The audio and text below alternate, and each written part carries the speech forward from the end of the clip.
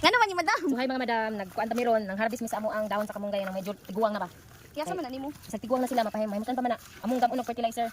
Fertilizer na nga. Pagkaon man. Di man masaya na hilo. Ano ni ibabad ni siya balik usa ka semana kung kinahanglan mabaho. Kay ni kabaho pwede na siya gamon nga abono ibubo sa kuan. Kanon. Guys, basin ganano mamalit og kamunggay gimo na malangin niyang fertilizer. Lagi. Di dalaya lagi na. Dagang yelo.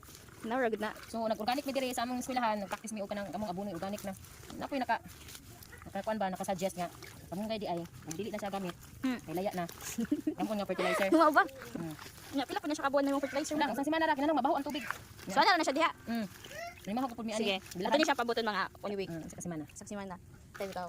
Na yung mga kamunggayan, himo na lang yung fertilizer din na. Dili na utan dun tungod sa kataghan. O di man mapas.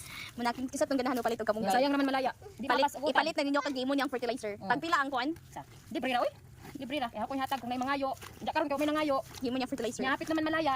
Ang gigamang fertilizer. Kasunod lang kayo daw ng mga Kaya mga kamunggay. best practices. Pagkasunod lang kayo ani mga daw ng Ano man? kipanguhan. Balik. So, wato ni nato ni og 1 week. kasi mana nga to duha. So mara to. Bye. Bye. See you.